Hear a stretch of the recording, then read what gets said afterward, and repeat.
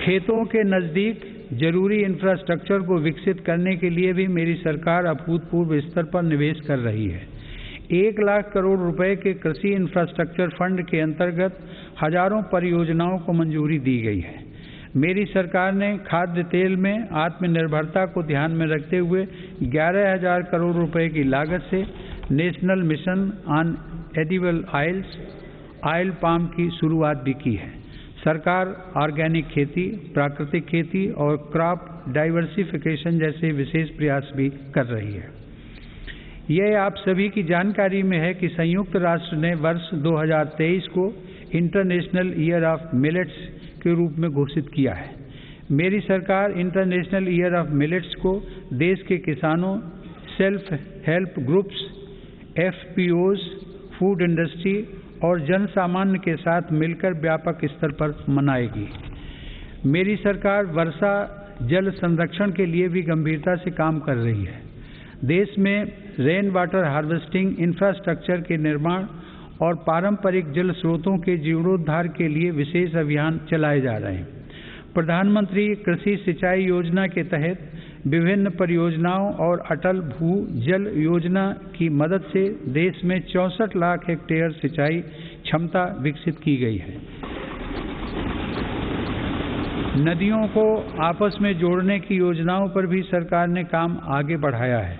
हाल ही में 45,000 करोड़ रुपए की लागत से पूरी होने वाली केन बेतवा लिंक परियोजना को भी स्वीकृति दी गई है। यह परियोजना बुंदेलखंड में पानी की चुनौतियों को समाप्त करने में सहायक होगी। माननीय सदस्यगण, ग्रामीण अर्थव्यवस्था को गति देने में महिलाओं की भूमिका अधिक विस्तृत होती जा रही है। 2021-22 में 28 लाख सेल्फ हेल्प ग्रुप्स को बैंकों की तरफ से 65,000 करोड़ रुपए की मदद दी गई है। यह राशि 2014-15 की तुलना में 4 गुना अधिक है। सरकार ने हजारों महिला सेल्फ हेल्प ग्रुप्स के सदस्यों को ट्रेनिंग देकर उन्हें बैंकिंग सखी के रूप में भागीदार भी बनाया है। ये महिलाएं ग्रामीण क्षेत्रों में बैंकिंग सेवाओं को घर घर तक पहुंचाने का माध्यम बन रही हैं। महिला सशक्तिकरण मेरी सरकार की उच्च प्राथमिकताओं में से एक है। उज्ज्वला योजना की सफलता के हम सभी साक्षी हैं। मुद्रा योजना के माध्यम से हमारे देश की माताओं बहनों की उद्यमिता और कौशल को बढ़ावा मिला है। बेटी बचाओ बेटी पढ़ाओ पहल से अनेक सकारात्मक परिणाम सामने आए हैं और स्कूलों में प्रवेश लेने वाली बेटियों की संख्या में उत्साहजनक वृद्धि हुई है। बेटे बेटी को समानता का दर्जा देते हुए मेरी सरकार ने महिलाओं के विवाह के लिए न्यूनतम आय को 18 वर्ष से बढ़ाकर पुरुषों के समान 21 वर्ष करने का विधेयक भी संसद में प्रस्तुत किया है।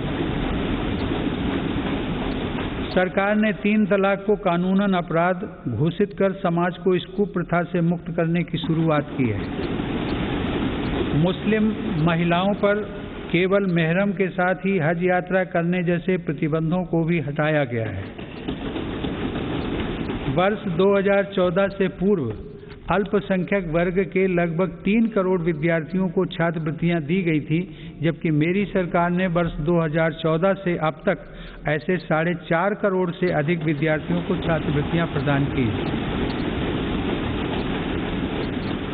इससे मुस्लिम बालिकाओं के स्कूल छोड़ने की दर में महत्वपूर्ण कमी दर्ज की गई है तथा उनके प्रवेश में वृद्धि देखी गई है। देश की बेटियों में सीखने की क्षमता को बढ़ावा देने के लिए राष्ट्रीय शिक्षा नीति में जेंडर इंक्लूजन फंड का भी प्रावधान किया गया है। यह हर्ष की बात है कि मौजूदा सभी 33 सैनिक स्कूलों ने बालिकाओं को प्रवेश देना शुरू कर दिया है। सरकार ने राष्ट्रीय रक्षा अकादमी में भी महिला कैडेट्स के प्रवेश को मंजूरी दी है।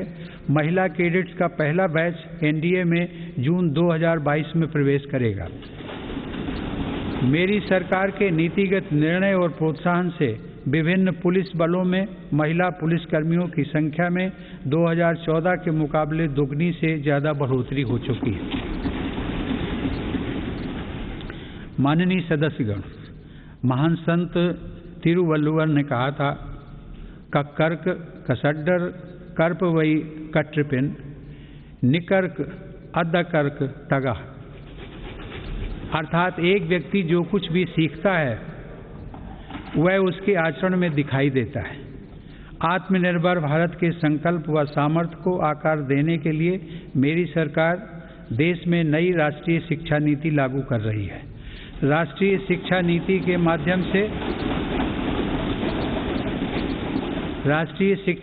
के माध्यम से स्थानीय भाषाओं को भी प्रोत्साहित किया जा रहा है। स्नातक पाठ्यक्रमों की महत्वपूर्ण प्रवेश परीक्षाएं भारतीय भाषाओं में भी संचालित करने पर जोर दिया जा रहा है। इस वर्ष 10 राज्यों के 19 इंजीनियरिंग कॉलेजों में 6 भारतीय भाषाओं में पढ़ाई शुरू हो रही है।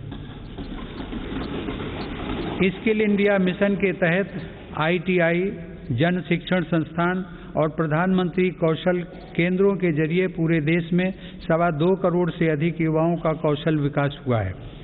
स्किल को उच्च शिक्षा के साथ जोड़ने के लिए UGC के नियमों में कई बदलाव भी किए गए हैं। कोरोना से लड़ाई के लिए स्किल इंडिया मिशन के तहत हेल्थ केयर से जुड़े 6 विशेष प्रशिक्षण कार्यक्रम शुरू किए गए। इनसे हेल्थ केयर सेक्टर को मदद मिल रही है। सरकार द्वारा जनजातीय युवाओं की शिक्षा के लिए हर आदिवासी बहुल ब्लॉक तथा एकलव्य आवासीय मॉडल स्कूल के विस्तार का काम किया जा रहा है। ये स्कूल लगभग 3.5 लाख जनजातीय युवाओं को सशक्त बनाएंगे।